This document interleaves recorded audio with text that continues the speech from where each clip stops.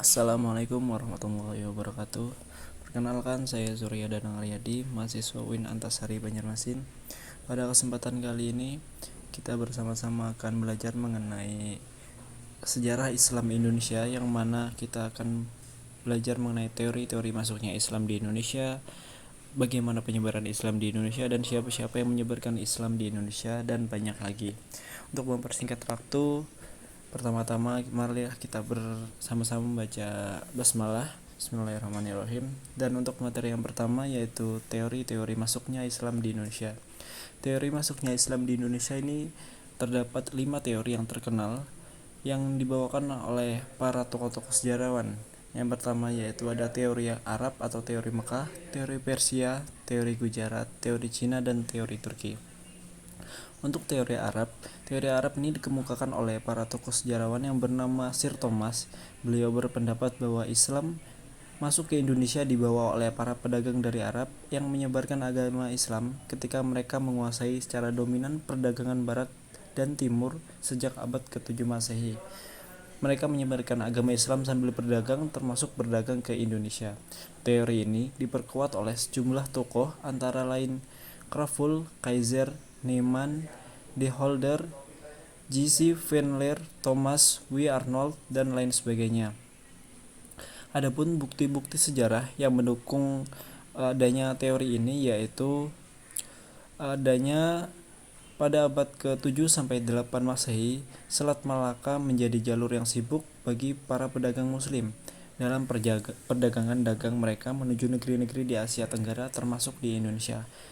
Berdasarkan catatan dari zaman Tang di Tiongkok, pada periode tersebut, komunitas muslim telah lahir di Kanfu, kota Kanton, dan Sumatera, serta ada pandangan yang menyatakan bahwa mereka mungkin adalah utusan-utusan dari Bani Umayyah yang bertujuan untuk menjajaki potensi perdagangan yang ada di Indonesia. Nah, dari adanya itu, kemungkinan para pedagang-pedagang muslim yang berasal dari Arab ini datang ke Indonesia pada abad ke-7 Masehi dan sambil menyebarkan agama Islam.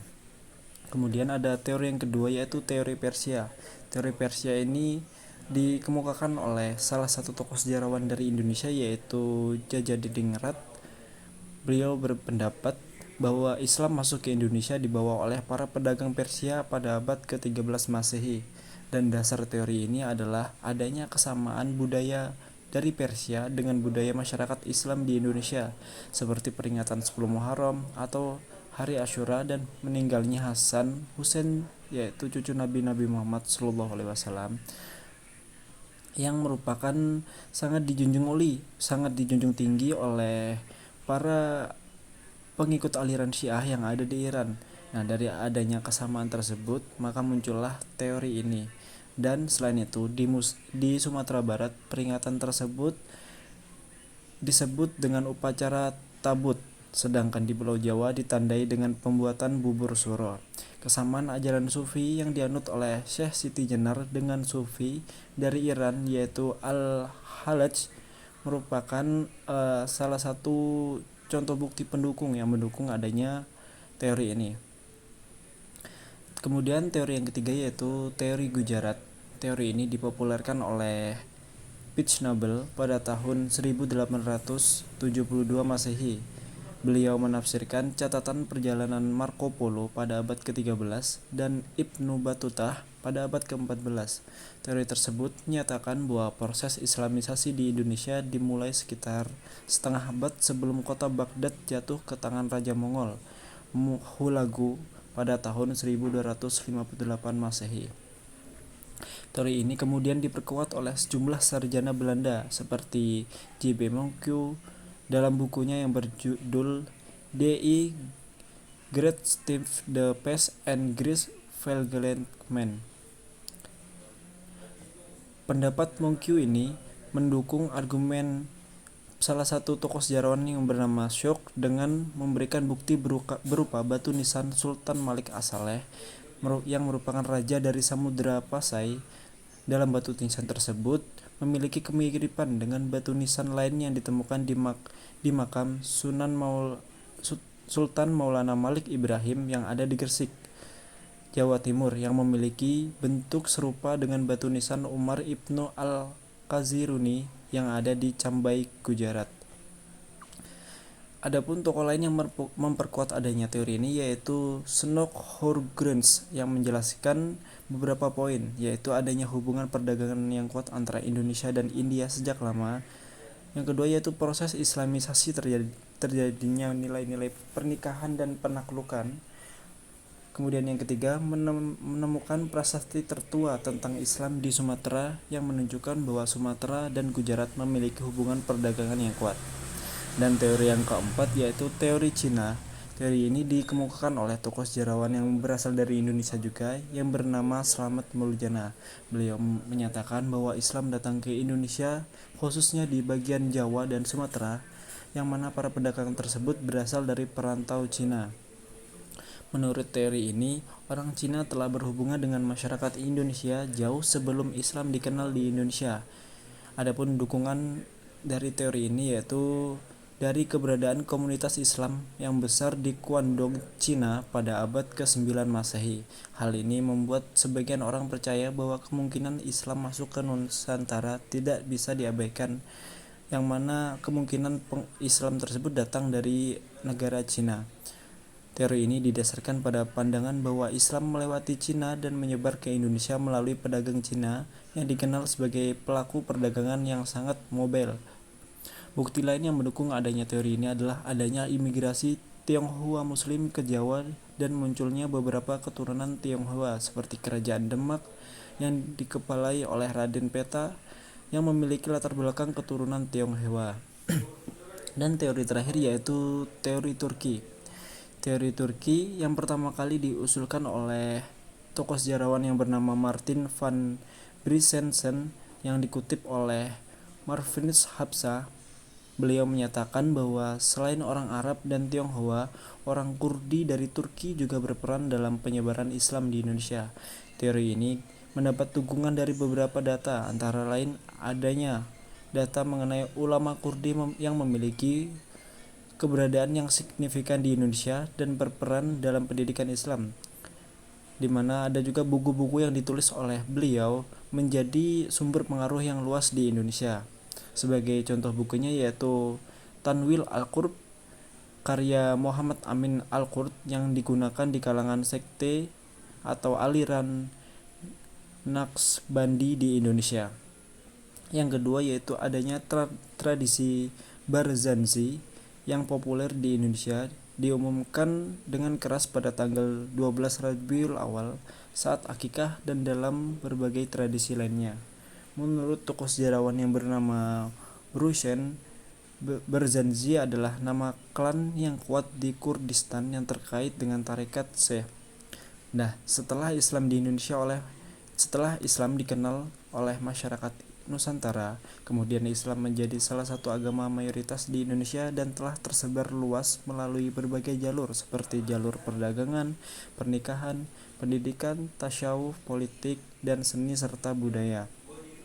Hal ini menunjukkan bahwa Islam telah meresap dalam struktur sosial masyarakat Indonesia dengan cara yang beragam, menggambarkan kekayaan budaya dan sejarah proses penyebarannya di Indonesia atau Nusantara pada saat itu. Kemudian, pada materi yang kedua kita belajar mengenai corak kerajaan Islam yang bercorak Islam di Maluku. Yang pertama yaitu masuknya Islam di Maluku. Menurut Qadir yang merupakan tokoh sejarawan, bahwa Islamisasi di Kepulauan Maluku sejak abad ke-14. Islamisasi di Kepulauan Maluku ini ditandai dengan munculnya kerajaan-kerajaan yang bercorak Islam. Di Maluku Utara terdapat 4 kerajaan utama yaitu Ternate, Tidore, Bacan, dan Jailolo. Di Maluku Selatan terdapat kerajaan Hitu di Pulau Ambon yang memiliki pengaruh besar. Perkembangan kerajaan-kerajaan ini sejalan dengan perdagangan rempah-rempah yang melibatkan perdagangan asing dari Arab, Persia, Cina, Jawa, dan Sumatera. Kekayaan rempah-rempah yang ada di Maluku, terutama cengkeh dan pala, menarik para pedagang dan memicu pertumbuhan ekonomi. Perkembangan agama Islam di Pulau Maluku pada masa awal itu tidak lepas dari peran Datuk Maulana Hussein. yang mana seorang pedagang sekaligus mubalik dari Jawa. Beliau tiba di Ternate pada tahun 1465 Masehi dan dikenal sebagai mubalik besar dengan pengetahuan agama yang luas dan mendalam. Dalam catatan sejarah terdapat periode masuknya Islam di Maluku ini terbagi menjadi 3, yaitu pada periode awal pada abad ke-7 yang dimulai pada abad ke-7 Masehi saat perdagangan rempah-rempah dengan orang-orang Arab, dan periode pertengahan pada abad ke-11 yang ditandai dengan munculnya nama Arab dan pengaruh ajaran Islam pada raja-raja seperti Sultan Ba'ab Mansur Malamo. Kemudian pada periode penerimaan oleh Kesultanan pada abad 1495 Masehi yang dimulai pada tahun 1495 saat Sultan Zainal Abidin, Sultan ke-19, memeluk agama Islam dan memperdalam ilmu agama di Jawa, serta Kesultanan Ternate menjadi kerajaan pertama di Maluku yang memiliki corak Islamisasi di Pulau Maluku dan berkembang pada abad ke-14. Adapun faktor-faktor yang mendorongnya yaitu perdagangan muslim seperti Datuk Maulana Hussein dan pengaruh kerajaan-kerajaan Islam lainnya yang berada di Maluku. Kemudian ada kerajaan-kerajaan yang bercorak Islam di Maluku seperti Kerajaan Ternate, Kerajaan Tanah Hitu, Kerajaan Iha, Kerajaan Tidore, dan Kerajaan Bacan. Adapun Kerajaan Ternate ini yang dipimpin oleh raja pertamanya yang bernama Masyur Muamu dari Kerajaan Ternate yang memerintah pada tahun 1257 sampai 1272 Masehi. Meskipun beberapa literatur menyebutkan beliau adalah putra dari Jafar Shadiq, namun tidak ada keterangan yang jelas mengenai agama yang beliau anut. Hal yang sama terjadi dengan beberapa penerusnya seperti Kaicil Siale Kamalu, Kaicil Ngaralamu, Petrasnya Malamu, dan Sida Arif Malamu. Kemudian pada penerusnya yang bernama Marhum menjadi Kolono Ternate yang merupakan penerus dari Raja Masyur Muamo yang memeluk agama Islam setelah mendapat seruan dakwah dari para pedagang yang berasal dari Minangkabau yang juga merupakan murid Sunan Giri, yaitu Datuk Maulana Hussein pada tahun 1465 Masehi. Dan pada kerajaan itu merupakan sebuah kerajaan Islam yang berada di Pulau Ambon, Maluku dengan beribu kota di negeri itu. Kerajaan ini memiliki masa kejayaan ketika dipimpin oleh raja pertama yang bergelar Upu Lapu Sitania pada tahun 1470 sampai 1682 Masehi. Kerajaan tanah itu pernah menjadi pusat perdagangan rempah-rempah dan memainkan peran yang sangat penting di Maluku. Antara lain, kerajaan itu melahirkan banyak intelektual dan pahlawan pada zamannya. Beberapa di antaranya mereka adalah Imam Ridjali, Talukabesi, dan Kakiali pada masa pemerintahan Raja Muteuma. Untuk kerajaan Iha ini merupakan kerajaan yang terletak di utara Pulau Saparua yang merupakan daerah yang membujur panjang terdiri dari daratan dan hutan yang subur sepanjang pesisir pantai. Kerajaan ini sejak dahulu kala dikenal sebagai kerajaan pandai besi, artinya kerajaan ini mempunyai keahlian khusus dalam membuat benda-benda tajam seperti kapak, tombak, golok, pisau, dan alat-alat lainnya. Adapun kerajaan Tidore merupakan saudara Masyur Maulana yang merupakan raja pertama dari kerajaan Ternate. Raja Sirilyati yang pertama kali masuk Islam menggantikan kepercayaan Syams. Kemudian gelar Sultan Jamaluddin diberikan kepada Raja Sirilyati setelah memeluk agama Islam. Masa Sultan Mansur pada tahun 1512 sampai 1526 kedatangan orang-orang Spanyol di Tidore dan diterima dengan baik oleh suku Mansur, serta pertukaran hadiah dan izin berdagang diberikan kepada orang-orang Spanyol dan Portugis yang menyerang Tidore pada tahun 1524. Karena hubungan Tidore dengan Spanyol, kemudian pada masa Sultan Amiruddin Iskandar Zulkarnain pada tahun 1529 sampai 1547 Masehi, peperangan dengan Portugis dan Ternate diakhiri dengan perjanjian damai, serta Portugis harus menarik kembali armada perangnya dari Tidore. Dan pada masa Kesultanan Saifuddin pada tahun 1657 Masehi sampai 1689 Masehi, Kesultanan Tidore mencapai kemajuan dan disegani oleh kerajaan-kerajaan lain. Kemudian ada Kerajaan Bacan. Kerajaan Bacan secara historis tidak dapat dipisahkan dari sejarah Makiang dalam arti bahwa Kerajaan Bacan merupakan bermula dari Makiang, namun atas pertimbangan geologis dan syariat maka terjadilah ekspansi wilayah dari Makiang ke daerah Seki yang akhirnya disebut Bacan. Dari situlah kerajaan ini dinamai Kerajaan Bacan. Dan pada proses hijrah dari Makian berlangsung menuju Pulau Kasiruta, di sana sempat dibangun kesultanan kurang lebih beberapa tahun.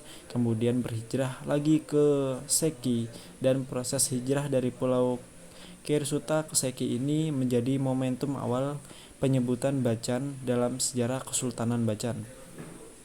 Bermula dari suatu penglihatan di mana terlihat negeri Seki kelihatan bercahaya sehingga disebut Bacan, yang karena pengaruh dialek akhir disebut Bacan. Dalam kaitannya dengan aspek syiar, maka istilah Bacan juga digabungkan dengan kata baca. Hal ini dipertimbangkan melalui proses pendidikan melalui guru-guru agama yang datang dari luar Arab untuk mencerdaskan masyarakat melalui belajar agama Islam di Indonesia. Untuk materi selanjutnya yaitu mengenai peran Wali Songo dalam menyebarkan agama Islam di Pulau Jawa. Asal mula kata Wali Songo diambil dari istilah wali dan songo yang merupakan dua akar kata. Dalam bahasa Arab, kata wali sendiri berarti dekat ataupun kerabat atau sahabat. Menurut istilah, kata wali mengacu pada umat Islam yang dihormati dan menyebarkan agama Islam. Mereka dianggap sebagai kekasih Tuhan, orang-orang yang dekat dengan Tuhan dan diberi kekuatan magis ataupun karomah. Mereka memiliki pemikiran yang kuat dan tingkat pengetahuan yang tinggi tentang agama Islam. Wali Songo hanya mengacu pada 9 orang yang telah mencapai status wali atau tingkat tertentu yang mempunyai pengetahuan yang tinggi tentang agama Islam.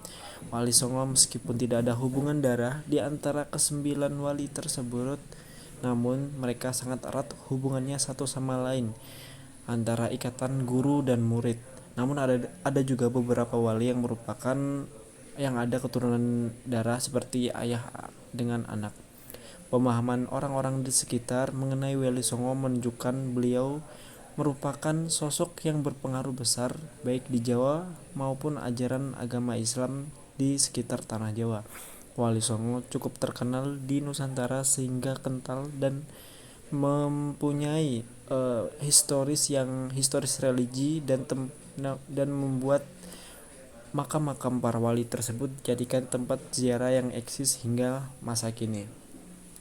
Adapun biografi Wali Songo antara lain yaitu Sultan Maulana Malik Ibrahim atau yang lebih akrab dikenal dengan Sultan Gresik atau Sunan Gresik.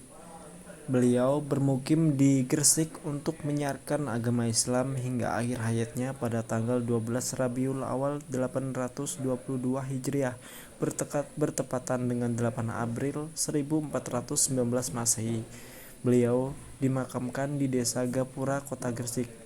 Makam beliau banyak diziarahi masyarakat hingga sekarang. Sunan Gresik juga dianggap sebagai penyiar agama Islam di tanah Jawa, sehingga dianggap sebagai bapaknya para wali Songo atau bapak para wali, 9 wali. Adapun Sunan yang kedua yaitu ada Sunan Ampel yang mempunyai nama asli yaitu Raden Rahmat. Raden Rahmat merupakan keturunan Raja Campa yang datang dari Jawa setelah ayahnya Ibrahim As-Samar menikahi putri Raja Campa, Dewi Chandra Wulan. Saat tiba di Jawa, beliau menetap di Majapahit karena bibinya Dewi Darwawati yang menjadi istri Raja Brawijaya. Di Tuban, Raden Rahmat bertemu dengan Ki Wiryo Surojo dan Ki Bangkuning yang kemudian memeluk agama Islam bersama dengan mengajarkan agama Islam kepada keluarga-keluarganya. Kemudian yang ketiga ada Sunan Bonang atau yang mempunyai nama aslinya bernama Sunan Maulana Makdum Ibrahim yang merupakan anak dari Sunan Ampel dan mempunyai istri bernama Dewi Chandrawati. Beliau mendirikan pesantren di kota Tuban setelah belajar di Pasai. Pesantren tersebut menarik santri dari berbagai daerah di Indonesia. Sunan Bonang di sisi lain terkenal sebagai ahli ilmu kalam dan ilmu tauhid. Dalam upayanya menyebarkan dakwah agama Islam, Sunan Maulana Makdum ini memiliki keunikan dengan mengganti nama-nama dewa menjadi nama-nama malaikat dalam Islam sebagai cara persuasif terhadap penganut agama Hindu dan Buddha agar lebih mudah untuk mengenal ajaran agama Islam. Selanjutnya ada Sunan Kalijaga yang mempunyai nama asli yaitu Raden Syahid. Sunan Kalijaga juga dikenal sebagai Raden Syahid atau Syekh Malaya yang merupakan seorang wali dari Jawa yang ayahnya yaitu Raden Sahur Tumenggung Wilwawikta merupakan Bupati Tuban yang sudah memeluk agama Islam. Ibunya bernama Dewi Nawangrum. Nama Kalijaga menurut beberapa riwayat berasal dari bahasa Arab yang nama katanya yaitu Qadi Zaka yang berarti pelaksanaan dan pembersihan. Dengan masyarakat Jawa menggantikan sebagai pemimpin yang menegakkan kesucian atau kebersihan. Sunan Kalijaga meninggal di pertengahan abad ke-15 dan dimakamkan di Desa Kadilangu, Kabupaten Demak, Jawa Tengah. Selanjutnya ada Sunan Giri atau Raden Ainul Yakin yang biasa dikenal sebagai Sunan Giri, merupakan putra Syekh Maulana Ishak yang merupakan murid dari Sunan Ampel.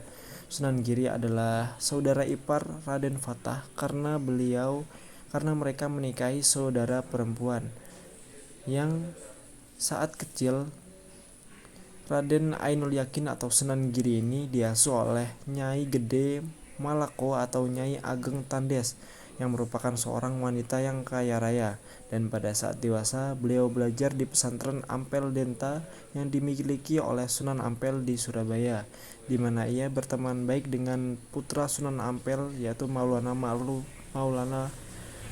Makdum Ibrahim atau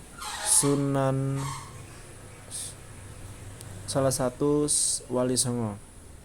Selanjutnya yaitu ada Sunan Derajat. Sunan Derajat mempunyai nama asli yaitu Raden Qasim.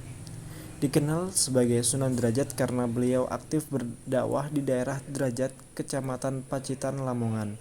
Beliau adalah putra Sunan Ampel dari istri keduanya yaitu Dewi Chandrawati. Selanjutnya yaitu ada Sunan Kudus. Sunan Kudus juga dikenal atau mempunyai nama asli yaitu Jafar Siddiq atau Raden Undung. Sering dipanggil Raden Amir Haji karena perannya sebagai pemimpin jamaah haji atau amir. Beliau dikenal sebagai seorang yang mempunyai intelektual yang cerdas dan memiliki pengetahuan yang luas. Jafar Shodiq atau Sunan Kudus adalah putra Raden Usman Haji yang menyebarkan agama Islam di daerah Jipang Panolan, Blora, Jawa Tengah. Dalam silsilahnya, Sunan Kudus adalah keturunan Nabi Muhammad SAW. Sunan Kudus juga dikenal sebagai wali al-ilmi karena keahliannya yang mendalam dalam ilmu-ilmu agama seperti tafsir, fikih, usul fikih, tauhid, hadis, dan ilmu logika. Selain itu, Sunan Kudus juga dikenal sebagai Panglima Perang Kesultanan Demak. Yang selanjutnya ada Sunan Muria. Sunan Muria adalah anak dari Sunan Kalijaga dan Dewi Saroh. Nama aslinya yaitu Raden Umar Said, tetapi pada masa kecilnya beliau dikenal sebagai Raden Prawoto. Beliau dikenal sebagai Sunan Muria karena aktif dalam berdakwah dan tinggal di Bukit Muria. Dalam melaksanakan dakwahnya, beliau meniru gaya ayahnya dengan cara yang halus dan tidak menimbulkan kegaduhan ataupun berdakwah dengan cara yang kasar. Yang terakhir yaitu Sunan Gunung Jati yang mempunyai nama asli yaitu Syarif Hidayatullah. Beliau merupakan salah satu wali songo yang berperan besar dalam penyebaran agama Islam di Pulau Jawa, terutama di wilayah Jawa Barat. Sunan Gunung Jati ini adalah pendiri Kesultanan Cirebon dan Banten. Menurut catatan dalam buku sejarah Banten karya Husein Jajadiningrat, nama-nama Fadilah atau Nurullah sebenarnya merujuk pada suatu orang yang sama. Nama aslinya adalah Nurullah yang juga dikenal sebagai Syekh Ibnu Maulana. Nurullah yang kemudian dikenal sebagai Sunan Gunung Jati berasal dari Pasai atau Samudra Pasai. Dan peran Wali Songo dalam penyebaran agama Islam di Pulau Jawa dapat dibagi menjadi 3 kategori, yaitu bidang pendidikan. Mereka mendirikan pesantren yang menjadi pusat pendidikan Islam di Pulau Jawa dan mengajarkan agama Islam serta memperkenalkan ilmu-ilmu pengetahuan Islam kepada masyarakat setempat. Yang kedua yaitu bidang politik. Melalui pengaruh mereka sebagai ulama, Wali Songo juga memainkan peran politik dan mendekati para penguasa lokal untuk mendapatkan dukungan dalam penyebaran agama Islam. Mereka juga memberikan nasihat-nasihat berupa pandangan keagamaan kepada para penguasa setempat. Yang ketiga pada bidang dakwah. Dakwah adalah fokus utama para Wali Songo. Mereka melakukan dakwah dengan cara menyebarkan agama Islam secara langsung kepada masyarakat, baik melalui ceramah, tulisan maupun melalui praktek sehari-hari. Hal ini membantu memperluas pengaruh Islam di Pulau Jawa. Materi selanjutnya yaitu mengenai penetrasi Barat di Nusantara serta munculnya kolonialisme dan imperialisme terhadap kerajaan yang bercorak Islam. Penetrasi para bangsa Barat ini di Nusantara dimulai pada sekitar abad ke-16-an atau 1600-an yang merupakan babak penting dalam sejarah Indonesia. Kedatangan bangsa-bangsa Barat ini seperti Portugis, Spanyol, Belanda, dan Inggris membawa dampak besar bagi berbagai aspek kehidupan masyarakat di Nusantara, mulai dari politik, ekonomi, sosial, hingga budaya. Diawali dari datangnya Portugis yang menaklukkan Malaka yang merupakan pusat perdagangan rempah-rempah di Asia pada tahun 1511 Masehi. Dan kemudian pada tahun 1521 Spanyol juga datang ke Maluku untuk menguasai perdagangan cengkeh dan pala. Sampai tahun 1602 Belanda juga datang ke Nusantara dan mendirikan VOC untuk memonopoli perdagangan di Asia, dan pada tahun 1919 Belanda merebut Jayakarta dari Portugis dan mengganti namanya menjadi Batavia. Sampai pada sekitar abad ke-19-an atau 1900-an, Belanda memperluas kekuasaannya ke berbagai wilayah di Nusantara, termasuk Jawa, Sumatera, Kalimantan, dan Sulawesi. Belanda juga menerapkan sistem tanam paksa yang mengeksploitasi rakyat dan sumber daya alam di Nusantara. Adapun faktor-faktor yang mendorong bangsa Barat melakukan penetrasi di Nusantara yaitu adanya perkembangan teknologi maritim seperti penemuan kompas yang membuat kapal seperti kapal Caravel dan teknik navigasi baru yang memungkinkan bangsa Barat untuk menjelajahi samudera yang luas dan menemukan rute-rute perdagangan di Asia. Kemudian ada juga motivasi ekonomi yang membuat bangsa Barat mencari rempah-rempah atau logam mulia dan produk-produk berharga dari negara-negara lain yang ada di Asia. Selanjutnya ada juga semangat misionaris bangsa Barat yang ingin menyebarkan agama Islam ke wilayah-wilayah termasuk wilayah Asia Tenggara dan Indonesia. Kemudian ada juga politik ekspansioni yang dilakukan oleh bangsa-bangsa Barat untuk bersaing, memperluas wilayah kekuasaan mereka dan memperkuat pengaruh mereka di dunia pada saat itu. Awal munculnya kolonialisme dan imperialisme yaitu berawal dari kedatangan bangsa Eropa ke Indonesia pada sekitar abad ke-16-an. yang menandai awal era kolonialisme dan imperialisme di Nusantara.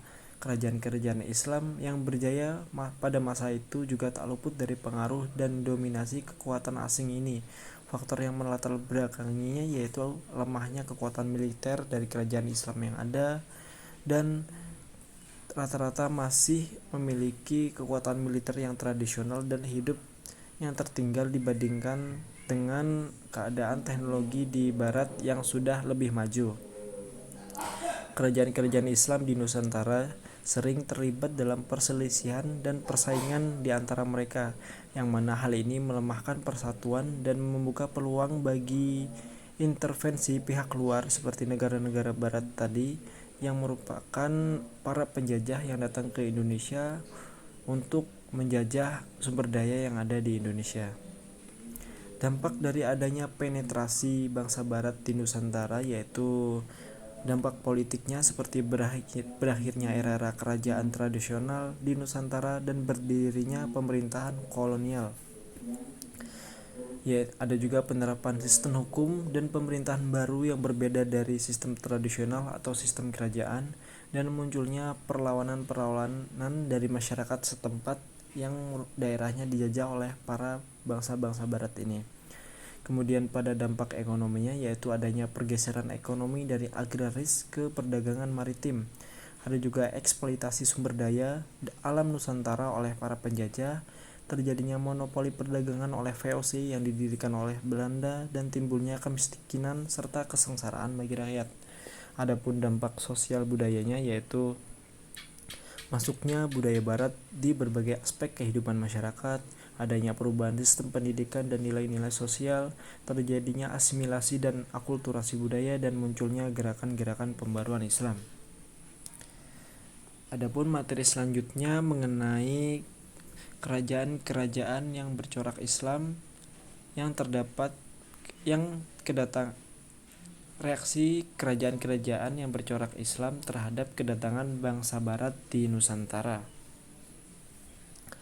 Situasi dan kondisi mengenai kerajaan-kerajaan Islam di Indonesia pada masa menjelang kedatangan bangsa-bangsa barat pada akhir abad ke-16-an atau sekitar abad ke-16-an, bisa dikatakan bahwa secara garis besar kedatangan mereka berbeda-beda, baik dalam proses islamisasi yang terjadi di dalamnya maupun kemajuan politik yang dialaminya. Pada saat Belanda datang, di Pulau Sumatera penduduk Islam sudah ada sekitar 3 abad, sementara di Pulau Maluku dan Pulau Sulawesi proses islamisasinya baru saja berlangsung. Di Pulau Sumatera, kondisi kerajaan dan masyarakat Islam sudah lama terbentuk, dan pada sekitar abad ke-16-an kerajaan Aceh menjadi sangat dominan, terutama karena para pedagang di sana menghindar dari Malaka dan memilih Aceh sebagai pelabuhan transit Aceh. Kemudian Aceh berusaha menarik perdagangan internasional antar kepulauan Nusantara. Ketika itu Aceh memang sedang pada masa kejayaannya di bawah pemerintahan Sultan Iskandar Muda. Di Pulau Jawa, pada saat kedatangan Belanda, pada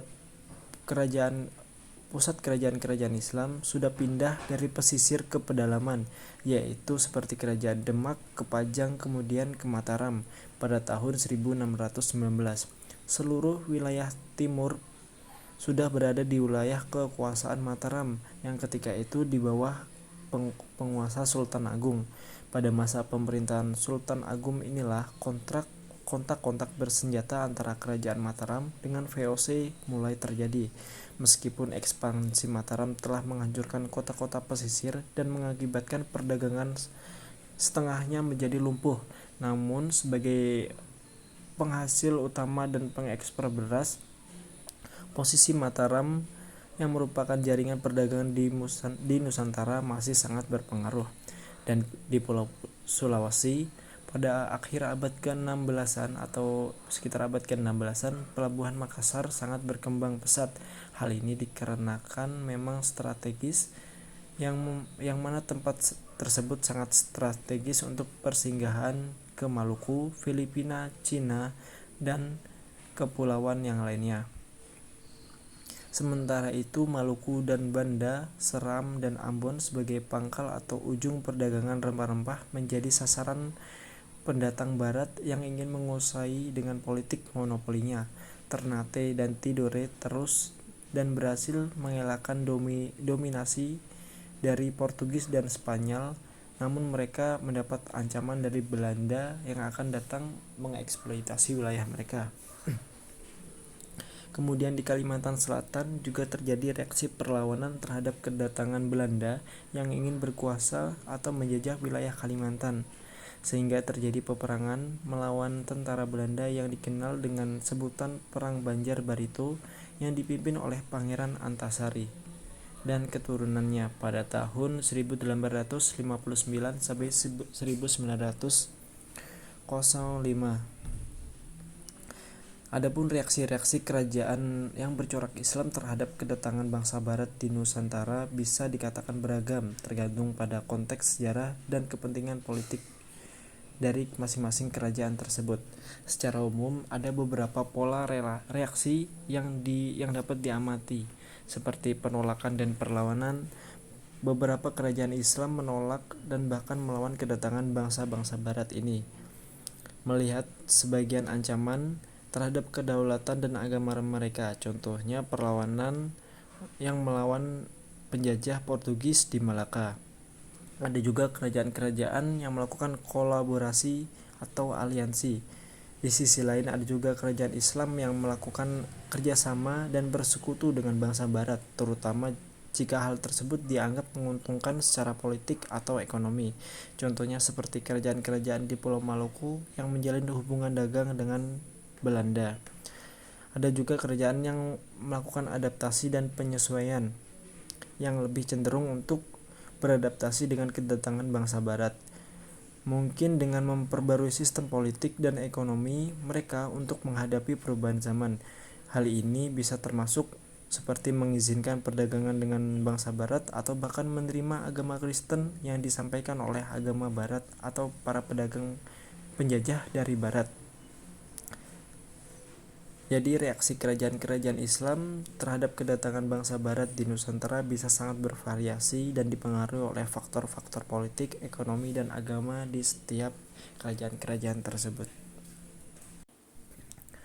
Selanjutnya, mengenai tipologi kerajaan Islam di Nusantara. Tipologi di sini terdapat beberapa teori ataupun pendapat yang disampaikan oleh para ahli. Yang pertama yaitu ada tipologi kerajaan Islam di Nusantara menurut Clifford Gaines. Dalam aspek sejarah, Clifford Gaines ini mengembangkan tipologi untuk mengklasifikasikan kerajaan-kerajaan Islam di Jawa berdasarkan cara mereka mengintegrasikan atau mengakomodasi budaya lokal dalam struktur pemerintahan dan praktik keagamaan mereka. Seperti dibagi menjadi 3, yaitu santri. Santri di sini adalah orang-orang yang menjalankan ajaran agama Islam secara konservatif atau taat, biasanya mengikuti tradisi keagamaan secara ketat.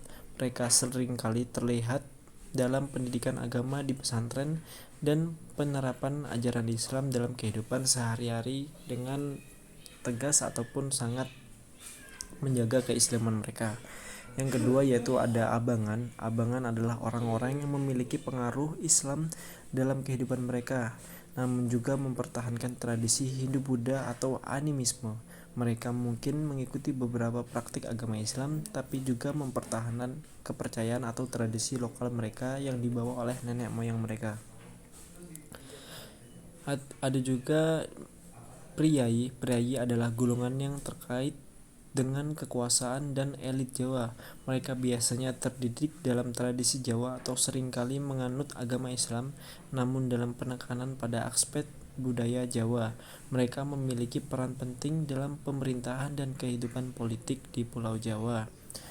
Dan ada juga tipologi kerajaan Islam di Nusantara menurut MC Rickleff. Pada buku Sejarah Indonesia Modern 1200 sampai 2000, Rick Flesch ini memaparkan bahwa kerajaan-kerajaan yang menganut agama Islam tidak hanya melahirkan dinasti baru, tetapi juga sebuah warisan budaya yang beraneka ragam. Ada juga yang benar-benar baru, bersemangatkan Islam, namun sebagian besar mempunyai akar yang kuat pada kebudayaan pra-Islam juga. Refleks membagi pembahasan tersebut menjadi warisan kesastraan, keagamaan, dan kebudayaan. Adapun penjelasannya seperti warisan kesastraan di sini yaitu kerajaan-kerajaan Islam di Nusantara yang telah menciptakan karya-karya sastra yang mana karya-karya tersebut sangat beragam. Ini termasuk seperti puisi, prosa, dan karya-karya sastra lainnya yang menggambarkan nilai-nilai ajaran agama Islam. Dan dalam kehidupan sehari-hari masyarakat, karya-karya sastra ini seringkali mencampurkan elemen Islam dengan tradisi kesastraan lokal yang menciptakan warisan budaya yang unik dan sangat beragam. Kemudian ada juga warisan keagamaan. Seperti kerajaan-kerajaan Islam juga memberikan kontribusi besar terhadap perkembangan keagamaan di Nusantara. Mereka membangun masjid, madrasah, dan institut keagamaan lainnya yang menjadi pusat kegiatan keagamaan dan pendidikan Islam. Selain itu, mereka juga menyebarkan agama Islam melalui dakwah dan pengajaran, mempengaruhi pola pikir dan praktik keagamaan masyarakat setempat. Yang ketiga yaitu warisan kebudayaan. Meskipun menganut agama Islam, banyak kerajaan-kerajaan Islam di Nusantara yang mempertahankan akar kuat pada kebudayaan pra-Islam. Mereka mengadopsi dan menyesuaikan berbagai aspek budaya lokal seperti seni, arsitektur, tata cara adat, dan tradisi sosial. Hasilnya adalah perpaduan budaya yang kaya dan beragam, mencerminkan interaksi antara Islam dengan budaya-budaya lokal di Nusantara. Selain dari pendapat kedua para ahli tersebut, ada juga pembagian tipologi kerajaan-kerajaan Islam di Nusantara dari versi lain, yakni dikategorikan berdasarkan etnis dan wilayah geografisnya. Berdasarkan etnis dibagi menjadi 3, yaitu kerajaan suku Jawa yang meliputi kerajaan-kerajaan yang didirikan oleh suku Jawa seperti Kerajaan Majapahit dan Kesultanan Mataram di Jawa. Ada juga kerajaan suku Sunda yang termasuk kerajaan-kerajaan yang berasal dari Sunda seperti Kerajaan Pajajaran di Jawa Barat. Ada juga kerajaan suku Melayu yang merujuk pada kerajaan-kerajaan yang didirikan oleh suku Melayu seperti Kesultanan Melayu Malaka di Semenanjung Malaya. Berdasarkan wilayah geografisnya, kerajaan-kerajaan di Jawa dikategorikan seperti kerajaan-kerajaan di Pulau Jawa seperti Majapahit, Mataram, Demak, dan Banten. Dan di kerajaan Sumatera seperti Kerajaan Aceh, Kesultanan Siak, dan Kerajaan Minangkabau. Kemudian kerajaan di Kalimantan seperti Kesultanan Banjar dan Kerajaan Kutai. Kemudian selanjutnya yaitu kerajaan bercorak Islam di Kalimantan dan Sulawesi. Pulau Kalimantan kedatangan Islam juga tidak lepas dari perdagangan Islam ke Nusantara yang berdagang ke Malaka. Adapun kerajaan-kerajaan Islam di Kalimantan seperti Kesultanan Banjar yang berdiri pada tahun 1595 dengan penguasa pertama yaitu Sultan Suryansah yang terdiri dengan adanya perang oleh Pangeran Samudra dengan Kerajaan Daha yang mendapat bantuan dari Kerajaan Demak, yang mana dalam pengislamisasiannya ada campur tangan dari Kerajaan Demak tersebut dengan penyebaran Islam yang luas oleh Mufti Besar Syekh Arsyad Al-Banjari. Adapun masa keruntuhannya terjadi ketika pengangkatan Pangeran Tamjidillah pada tahun 1857 yang memihak pada Belanda. Ada juga Kesultanan Sambas. Masuknya Islam ke Kerajaan Sambas ketika datangnya Raja Tengah yang merupakan seorang Raja Sarawak yang tinggal di daerah tersebut. Raden Sulaiman merupakan anak dari Raja Tengah yang menjadi cikal bakal terbentuknya Kerajaan Sambas dengan gelar Sultan Muhammad Syaifuddin I pada tahun 1631. Kerajaan Sambas dipengaruhi oleh masuknya Islam dikarenakan perdagangan dan pernikahan orang-orang Arab Gujarat dengan orang-orang Banjar yang memeluk Islam terlebih dahulu. Ada juga Kesultanan Kutai Kartanegara yang berdiri pada sekitar tahun 1300-an oleh Aji Batara Agung Dewa Sakti dan berakhir pada tahun 1960. Kemudian ada juga Kesultanan Kota Wiringin yang berdiri pada tahun 1615 yang mana pecahan dari Kesultanan Banjar. Kerajaan-kerajaan lainnya di Kalimantan seperti Kesultanan Pesir yang berasimilasi dari perdagangan dan perkawinan, Kerajaan Pagatan, Kerajaan Berau, Kesultanan Sambaliung, Kesultanan Gunung Tabu, Kesultanan Pontianak, Kesultanan Tidung, dan Kesultanan Bulungan. Dan pada Pulau Sulawesi, kedatangan Islam dilakukan secara damai melalui perdagangan dan dakwah. Adapun terjadinya perdagangan dalam penyebaran Islam di Sulawesi terbentuk dan diawali dengan terbangunnya kerajaan Islam di Sulawesi, seperti Kerajaan Gowotalo yang terletak di Makassar pada tahun 1650. Kerajaan Gowotalo resmi menjadi kerajaan bercorak Islam dan berubah menjadi kesultanan yang menjadi sosok yang terkenal, yaitu Sultan Hasanuddin pada tahun 1553 dan merupakan pusat perdagangan dan menjadi kesultanan. Yang kedua yaitu ada Kerajaan Bone yang dikenal sebagai Bumi Arung Palaka yang terbentuk pada tahun 1330 Masehi dan resmi menjadi kerajaan bercorak Islam pada masa Latenrepel pada tahun 1616 dan menjadi sebuah kesultanan.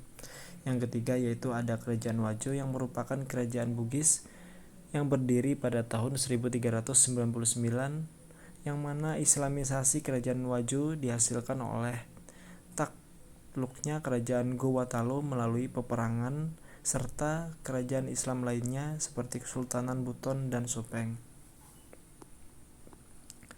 Selanjutnya yaitu ada kerajaan-kerajaan Islam sebelum penjajahan Belanda. Sejarah masuknya Islam ke Pulau Sumatera masuk pada abad ke-10 Masehi. Dilihat dari bangunan-bangunan masjid dan lain-lain, kedatangan Islam sama halnya dengan penyebaran pulau lainnya menyebarkan ajaran agama Islam di Sumatera melalui jalur perdagangan serta perkawinan sehingga menyebarkan agama-agama Islam secara damai. Kesultanan Aceh yang terletak di ujung Sumatera dan merupakan salah satu pusat perdagangan rempah-rempah pada masa itu juga termasuk dalam wilayah yang menjadi tempat dakwah para mubalik yang datang ke Pulau Sumatera untuk mengajarkan agama Islam. Sedangkan sejarah masuknya Islam di Pulau Jawa disebutkan pada abad ke-7 Masehi, yang juga banyak kerajaan yang bercorak Islam dipengaruhi oleh jalur perdagangan, dakwah, dan perkawinan serta kesenian, seperti Kesultanan Demak yang berdiri pada abad ke-16 oleh Raden Fatah yang setelah keruntuhannya Kerajaan Majapahit dan dikenal sebagai dakwah ekspedisi lautnya untuk menyebarkan ajaran Islam di wilayah Nusantara. Ada juga Kesultanan Yogyakarta yang berdiri pada tahun 1755 dengan hasil perjanjian dengan Belanda pada masa itu dan dikenal dengan banyaknya kebudayaan yang mempunyai kebudayaan seperti wayang. Ada juga Kerajaan Surakarta yang berdiri pada tahun 1745 yang dikenal dengan mempunyai seni serta kebudayaan yang kuat dalam penyiaran agama Islam.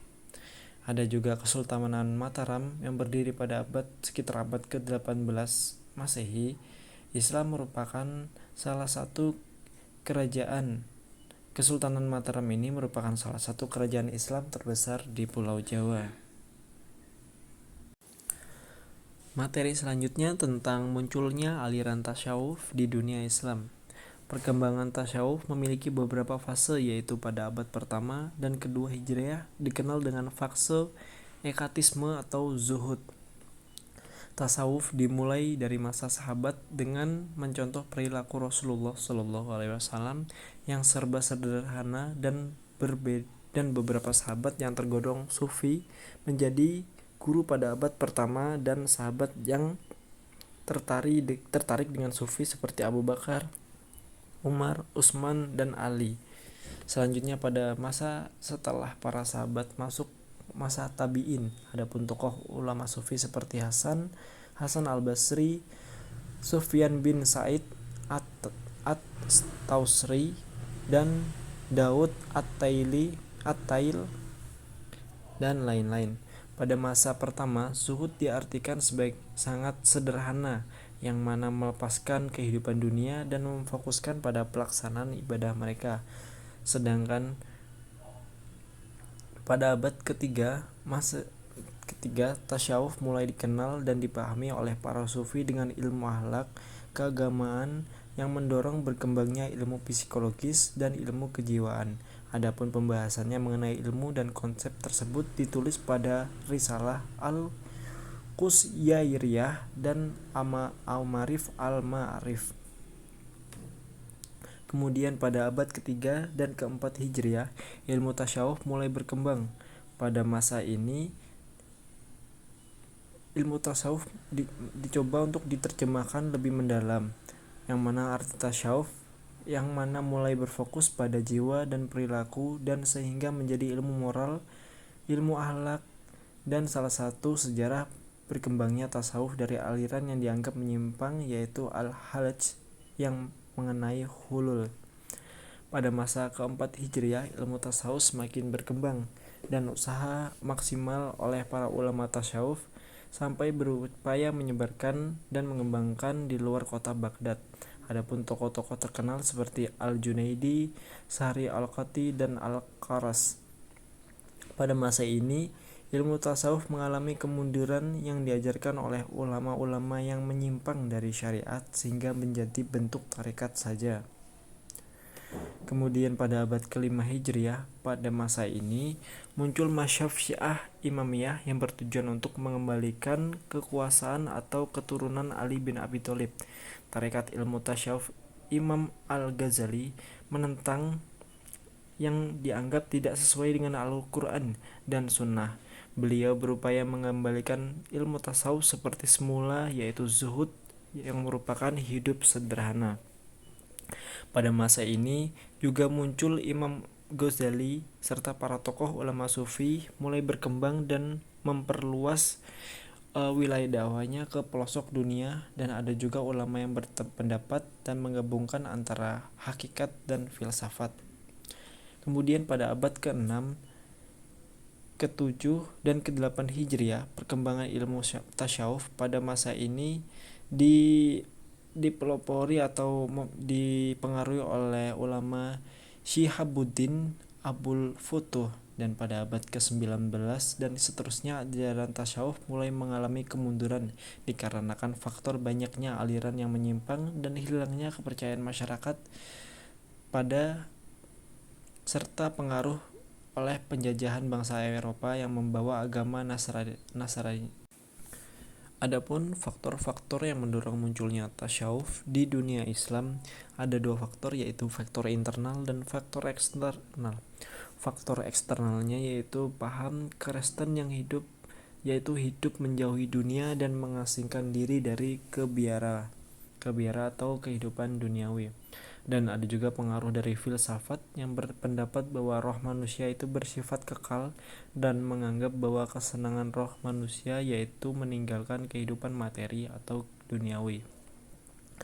Adapun faktor internalnya yaitu sebagai bentuk ketaatan manusia kepada Tuhan dengan melaksanakan perintahnya seperti sholat, puasa, zakat, dan haji, yang mana hal tersebut membuat manusia mengetahui hakikat mengejar dunia dan tidak sebaliknya, sehingga mendapatkan ihsan yang merasakan kenikmatan beribadah dengan kesadaran yang penuh.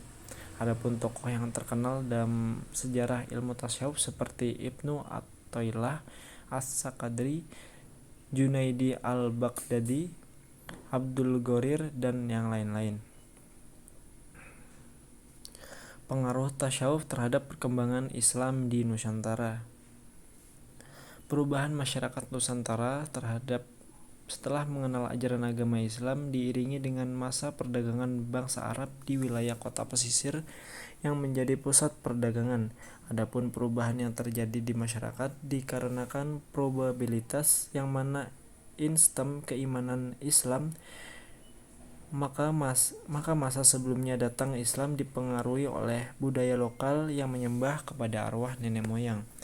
Ada juga asosiasi Islam dengan kekayaan yang mempengaruhi politik lain seperti diplomasi. Kemudian kejayaan militer dan mengenalkan tulisan yang mana orang pribumi masih belum mengenal pengetahuan tulisan atau bahasa Sanskerta. Ada juga pengajaran tentang moral yang mana Islam mengenalkan dan menyetarakan manusia sehingga masyarakat lebih dapat menerima dibandingkan dengan ajaran terdahulu yang membedakan kasta, ras sehingga masyarakat rendah tidak mendapatkan perlakuan yang baik. Kemudian materi selanjutnya yaitu munculnya kota-kota dagang di daerah pesisir pantai Indonesia. Kota Malaka merupakan salah satu kota dagang yang terletak di ujung Sekat Malaka yang menjadi pusat perdagangan yang penting dan menarik negara sekitar seperti Asia Tenggara, India, Cina yang menjadi akses yang mudah bagi jalur laut para pedagang. Pesisir pantai Indonesia ini memiliki sejarah yang kaya dalam pengembangan kota-kota dagang seperti Kerajaan Sriwijaya, Majapahit, dan Malaka. Faktor yang mempengaruhi perkembangan kota-kota dagang di Indonesia, terutama di wilayah pesisir pantai, yaitu wilayah yang strategis yang memudahkan akses ke laut menjadi kunci untuk perdagangan internasional dan perdagangan maritim dari bangsa-bangsa yang gemar berlayar atau sedang melakukan perdagangan internasional. Ada juga faktor teknologi kemaritiman yang sudah termasuk maju yang menggunakan metode tertentu sehingga memudahkan untuk perdagangan antar daerah melalui jalur laut. Ada juga penemuan dan penyebaran agama yang salah satunya menjadi faktor yang mempengaruhi perdagangan di berbagai daerah, seperti kedatangan bangsa barat yang sekaligus mengajarkan agama Kristen. Ada juga para pedagang Arab yang sekaligus mengajarkan agama Islam. Peran-peran kota dagang sebagai berikut dan kerajaan Islam di Indonesia, yang mana kota-kota perdagangan memainkan peran penting dalam perkembangan politik, ekonomi, dan sosial di wilayah tersebut, yang menjadi bawahan dari kerajaan Islam. Adapun hal tersebut dipengaruhi dari aspek yaitu pengikut dalam kerajaan-kerajaan Islam seperti kota dagang Malaka, Samudra Pasai, dan Majapahit. Mereka sering bertindak sebagai pengikut dan penguasa di wilayah kerajaan Islam yang lebih besar, seperti Malaka menjadi pengikut dan bagian dari Kesultanan Pasai dan memainkan peran penting dari segi ekonomi dan politik. Pusat ekonomi dan perdagangan yang memfasilitasi pertukaran barang dan aktivitas ekonomi masyarakat lokal.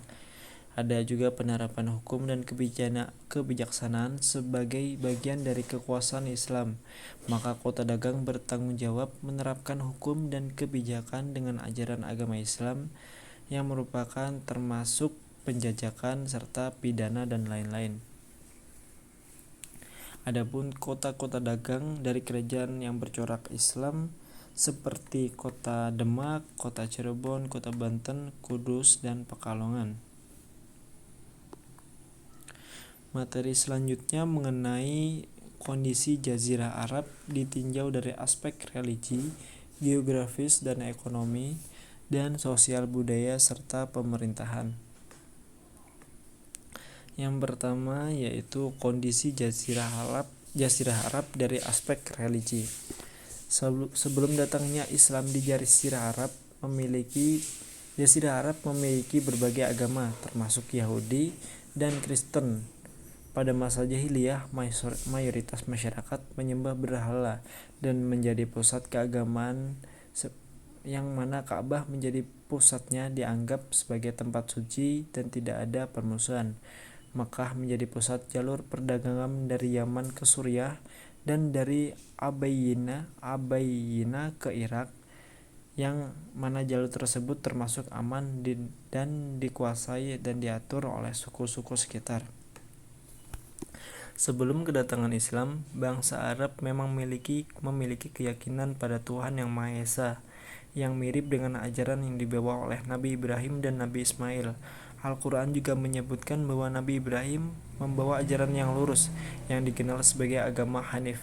Namun seiring berjalannya waktu, kemurnian ajaran agama tersebut terdistorsi oleh praktik-praktik tahayul dan khurafat, termasuk kemunculan praktik syirik yang mengarah pada penyembahan berhala atau gambar dan dikenal sebagai Watsaniyah.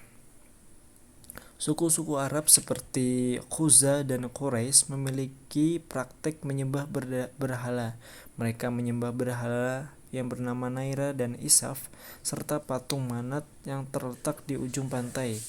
Suku Auzus dan Kharaj juga memuja patung Manat. Sedangkan di kota Sakif terdapat berhala Lata dan berhala Uzza yang dikenal berada di Zatu Irak, yang merupakan berhala terbesar yang dimiliki oleh suku Quraisy.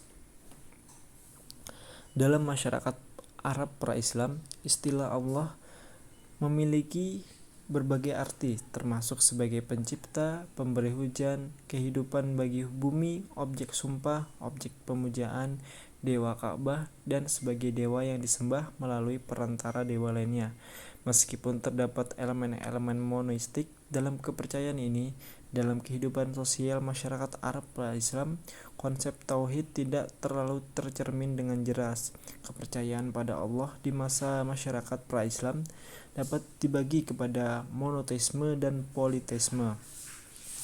Monoteisme merupakan kepercayaan bahwa seharusnya hanya ada satu Tuhan yang paling berkuasa di dunia, sedangkan politeisme mengandung makna bahwa Tuhan yang maha berkuasa di dunia ini tidak hanya satu, namun lebih.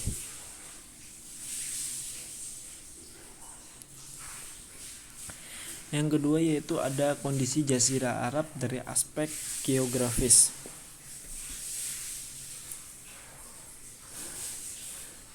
Ada tokoh sejarawan yang bernama Nuldek yang merupakan seorang orientalis dari Jerman.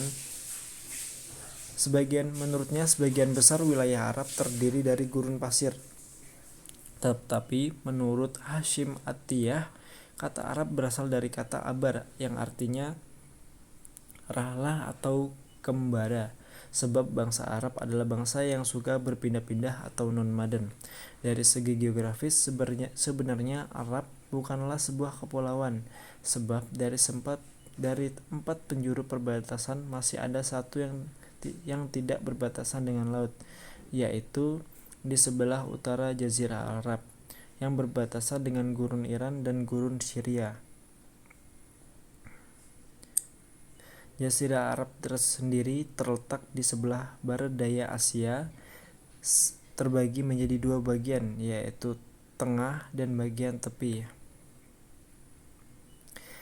Jazirah Arab menurut Hamka dalam bukunya Sejarah Umat Islam Pra-Islam Pra-Kenabian hingga Islam di Nusantara terbagi menjadi 5 bagian, yaitu Tihamah, Hijaz, Najd, Arud, dan Yaman. Adapun kondisi Jazirah Arab dari aspek ekonomi, yaitu sumber ekonomi utama yang menjadi penghasilan orang Arab adalah perdagangan dan bisnis. Orang-orang Arab di masa jahiliyah sangat dikenal dan mempunyai bisnis perdagangan.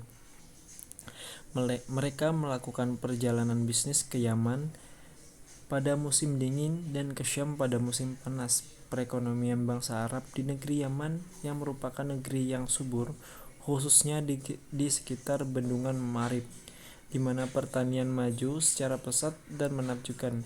Di masa itu juga telah berkembang industri seperti industri kain katun dan persenjataan berupa pedang, tombak, dan baju besi.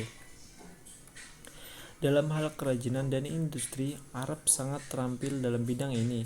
dan banyak produk kerajinan seperti jahit menjahit dan penyamakan kulit yang berasal dari daerah seperti Yaman, Hirah dan pinggiran Syam. Pusat perdagangan bangsa Arab ini bukan hanya tempat transaksi perdagangan, tapi juga menjadi pusat pertemuan bagi para pakar sastra, penyair, dan orator yang berkumpul untuk saling menguji. Dengan demikian, konsep pada masa jahiliyah tidak hanya berfungsi sebagai tempat belanja, tetapi juga sebagai pusat peradaban, perkembangan bahasa, dan transaksi-transaksi global. Adapun kondisi Jazirah Arab dari aspek sosial dan budayanya, bangsa Arab memiliki karakter yang positif seperti pemberani, ketahanan fisik, kekuatan, dan daya ingat, serta kehormatan harga diri mereka dan martabat yang menganut kebebasan, loyal terhadap pemimpin, dan hidup sederhana. Tapi karakter baik mereka terkikis oleh sifat buruknya. Mereka melakukan kebiasaan-kebiasaan buruk seperti minum arak atau khamar sampai mabuk, berzina, berjudi, merampok, dan lain sebagainya. Ada juga perbudakan yang menempatkan suatu kaum perempuan pada kedudukan yang sangat rendah. Perempuan dipandang ibarat binatang piaraan dan tidak memiliki kehormatan dan kekuatan untuk membela diri. Kemudian kondisi Jazirah Arab dari aspek pemerintahan. Terdapat dua negara adikuasa di masa jahiliyah, yaitu Kerajaan Bizantium Romawi dari barat dan Kerajaan Persia di timur. Selama zaman jahiliyah, seluruh semenanjung Arab menikmati kemerdekaan penuh, kecuali daerah utara seperti Palestina, Lebanon, Yordania, dan Syam, yang berada di bawah kekuasaan Bizantium, dan Irak di bawah kekuasaan Persia. Karena kesengsaraannya, dua negara adikuasa Bizantium dan Irak tidak tertarik menjajah bangsa Arab kecuali daerah utama yang tunduk di bawah kekuasaan mereka. Adapun kebiasaan buruk bangsa Arab yaitu menyembah berhala, dewa, jin, roh, dan benda-benda langit seperti matahari, bulan, bintang, serta tahayul dan hantu. Di kalangan Arab Badui tidak ada pemerintahan, kesatuan politik. Mereka bukanlah bangsa, tetapi suku yang dipimpin oleh kepala suku yang disebut syekh. Mereka sangat menekankan hubungan kesukuan sehingga kesetiaan atau solidaritas kelompok menjadi sumber kekuatan bagi suatu kabilah atau suku. Bagi masing-masing suku terdapat seorang pemimpin atau syekh. Dalam memilih pemimpin, kriteria yang dipakai adalah pemberani, pemurah, cerdas, arif, dan bijaksana. Karena tidak ada kepemimpinan, pusat hubungan antara suku selalu ada dalam konflik yang berkepanjangan. Perperangan antar suku sering terjadi. Hal-hal yang sepele bisa menimbulkan peperangan. Misalnya, terkenal peperangan yang terjadi antara Bani Bak dan Bani Tholib yang berlangsung selama 40 tahun, disebut sebagai Perang Barus. Terjadinya hanya karena unta milik anggota salah satu suku dilukai oleh suku yang lainnya. Dan untuk materi terakhir yaitu peninggalan-peninggalan yang bercorak Islam di Indonesia. Dari segi sejarah, peninggalan yang bercorak Islam di Indonesia sangatlah banyak, baik dari peninggalan bangunan, seni, dan lain-lain. Dilihat dari pembangunan yang bercorak Islam sampai sekarang seperti masjid yang menjadi tempat ibadah umat muslim dan makam yang mana menjadi bukti peninggalan Islam pada sejarah Indonesia yang mana berbeda-beda dari makam agama lain. Sehingga Islam memiliki makam para ulama sebagai bukti penyebaran Islam di mana-mana yang sangat luas di wilayah Nusantara pada zaman dahulu. Adapun makam yang bersejarah seperti makam Sunan Gunung Jati dan makam sunan-sunan yang lainnya atau Sunan Wali Songo, Keraton Yogyakarta dan ke-10 Cirebon menjadi bukti bangunan bersejarah yang kompleks yang merupakan kediaman yang bercorak Islam dari ukiran yang menggabungkan antara budaya Jawa dan Islam di Indonesia.